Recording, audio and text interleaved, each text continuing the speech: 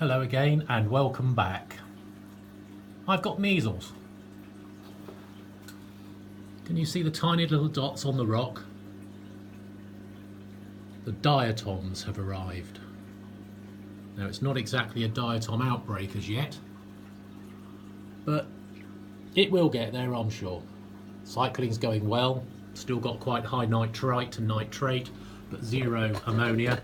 So I did put some more ammonia. I think I put 50 drops of Dr. Tim's ammonia in today just to help get that nitrite bacteria moving. Nice clear water still. As you can see on the sand bed here, the diatoms. I did stir the sand bed yesterday and there wasn't anything, but bits and pieces today again. Just the way it is. All part of the cycling process and the patience needed with this. I'm having an interesting time with the temperature at the moment. The two heaters haven't been on now for 3 days at all, and it's 27.2 in there, and I'm trying to get the heat down. I think 27.2 is a tad high, even though Red Sea corals may like that. So what I've got at the moment going are the 3 fans in the back. I've actually slid them over to the left, so I'm getting more air hitting the left-hand side on the refugium, where I suppose it can get to most of the water surface. It's the 2-speed fan. That's 2 speeds. They're actually hurtling away at the moment on 2 speed. I've taken the socks out again and turned the skimmer off because I added just a very small bottle of some other, not Dr. Tim's, but some other company's bacteria. Just to try and get this cycling moving a little bit quicker. Not because I'm impatient, but sitting here every day thinking that's not gone down at all, hardly, or I can't measure it going down when it should be going down. It's just one of those things. I really want to get the bacteria kicked in, but I also didn't have the Cyperax in when I first put Dr. Tim's bacteria in, so I wanted to get some bacteria into the Cyperax. And that's why I bought this very, very small bottle. Again, disgusting price, nearly £5 for a, I don't know, fluid ounce or something, disgusting. And then popped it in. But there we go, that's the price of impatience if you want to look at it like that. So I've got to leave the socks out and the skimmer off now for a couple of days, just to make sure that the bacteria can circulate all the way through. I haven't had the UV steriliser on at all yet. The light's not on and doesn't need to be on and won't be put on yet, but that's all okay. No leaks anyway, which is the other nice thing. I have found a couple of times that the water level here has dropped quite quickly sometimes, and I've now realised, again, it's just one of the parts of the learning curve, it should be run at 8 inches, and I have a very, very small, you won't be able to see it no matter what I do, I'm sure, a small green mark, you can see it there, a small green mark on the side of the glass. That's 8 inches. It's actually 9 inches from the actual floor, because there's ½ inch of glass and also ½ inch of the compressed felt that's actually, or foam, whatever they use, which is actually stuck to the bottom of the refugium.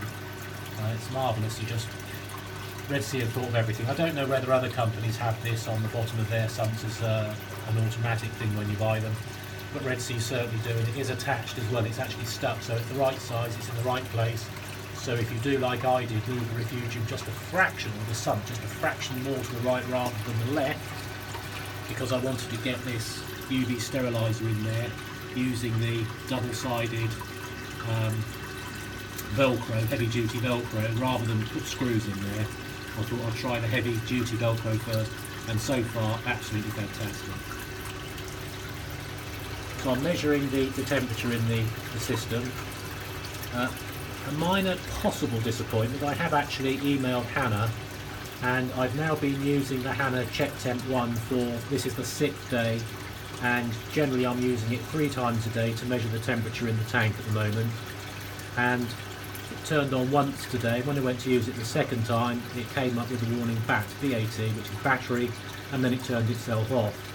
So I had to take the back off, and there are 3 AAA batteries in there, so I had to replace the batteries, which if they last less than a week, I don't think is the case. What I think is the case is that those batteries are used for the quality control, the setting up, the calibration, and they just leave the batteries in. That's my assumption, but I just wanted to ask Hanna if that is the case so that I could be aware of that and buy plenty of AAAs. But I'm hoping it's just that they were used for the calibration, so it's been on off, on off, on off, on off. So we'll see how long these other ones last. I've actually now also removed the Aquamedic digital temperature indicator for the internal and external of the tank. If you remember, it was here, and I took it off because it was so inaccurate, and if it's that inaccurate, it's totally useless. It was very, very sticky stuff on the glass, so I had to get some super glue remover and then just wiped it off, straight off, no problem at all. Very, very pleased with that. Some of my family, bless them, have been giving things names. So that flat rock there is Wembley Stadium. I know. The other rock in the middle that's at near the bottom that's just sticking out is a bit of a nose, and it looks like Gonzo from the Muppet Show. That one there on the side.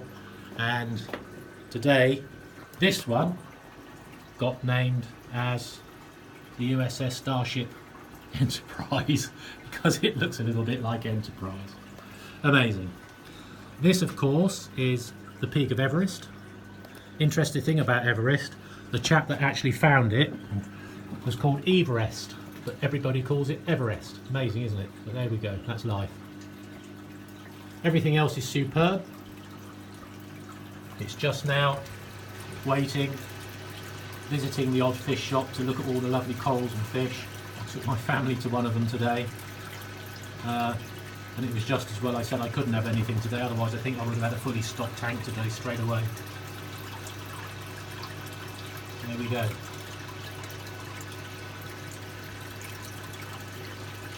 Nice and quiet. The hum you can hear is, let's turn these lights off. I'm trying to do this holding this, there with me. That's off. So those were the fans. And any hum you can hear now is the Checktemp pump. And of course there's a lot of noise now from the inflow because there aren't any filter socks in there, so it does get noisier. Once again, if you have watched this far, thank you.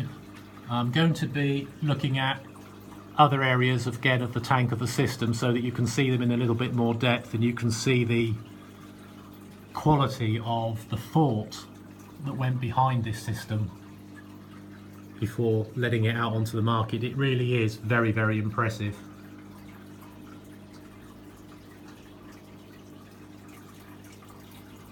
I've got the rock there with, as you can see, two great big holes in them, and I'm hoping that the blenny will enjoy that area there. But my thoughts at the moment are, I don't want loads and loads of fish, but I want small fish rather than large ones anyway. They will be, even if it's a large fish, it will be for the size of this tank. I'm not putting something in like a thumping great unicorn nasal tang that's going to grow to about 1.5 feet that has nowhere to go in here, or anything like that. So we've been looking at things like orchid dotty backs, wrasses, small wrasses, yellow clown goby, Midas blenny, that type of thing. Nice small ones, but lots of movement, lots of character. One thing to note up here, the return pumps, the recirculation pumps, 3 of them, they've actually got random flow nozzles with them. And when I first put the salt in here to mix it all up, because there aren't any livestock in here, so I could put the salt straight into the tank, it was quite interesting to see that yes, they are random flow. Very good. Impressed with that. Yet something else to be impressed with the Red Sea. For me anyway, I mean others may not have the same view, but for me, I just have to say I'm impressed, and I'm very glad. I think it's worth the money that I spent on it, as these babies aren't cheap. But when I looked at everything that I wanted, put my whole list together for everything that I wanted, this came to, I think it was £200 more than if I'd sourced things individually.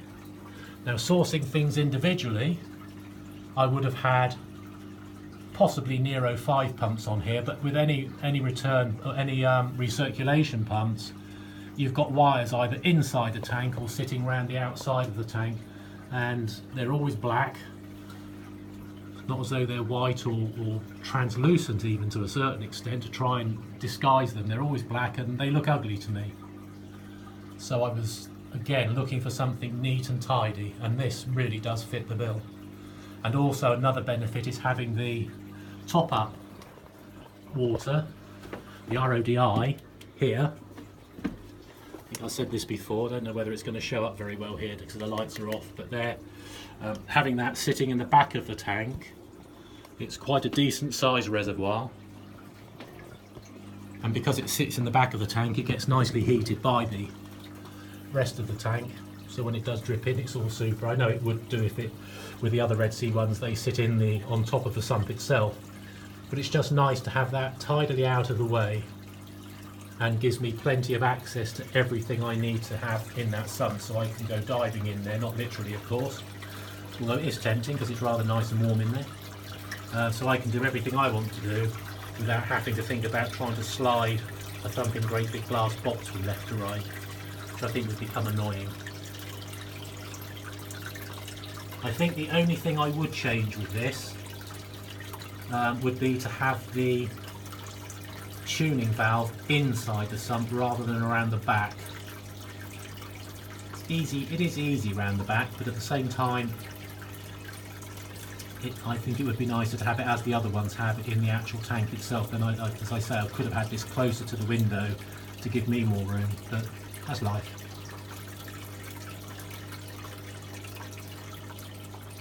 Well, that's it for today. Hopefully when I get some stock in here, I'll be doing a video or a vlog without my voice yakking over it, so that anybody that likes the idea of a bit of meditation will be able to watch if they so wish. I know that's something I aim to do.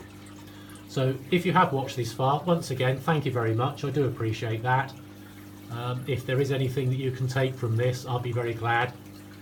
If there's anything that you can add that's positive and that you actually do know, because I do understand people have opinions, but they haven't actually done certain things themselves, and that's why I've been very, very careful with the YouTubers that I do subscribe to. They are people that are actually doing this, and when they say they've done this, they've done that, or this happens, that happens, it's because it has to them, and that's rather important to me. So I will only ever tell you anything if it's actually happened to me. You can notice in the reflection there, the iPhone with an elastic band. The tripod I got has a clamp on it to hold the iPhone in place, and when I tried putting the iPhone in the very first time, the damn thing popped out, so that was really good, wasn't it? Great quality from China, that one, I'm afraid. So I've now got an elastic band holding that on. And of course we have the issue of reflections, which is something that I'm not a photographer, so it is what it is, I'm afraid, at the moment. But there we are. I've just made sure all the lights are on full, and hopefully you'll be able to see quite clearly in there the measles. So once again, thank you very much for watching, and I'll see you on the next one.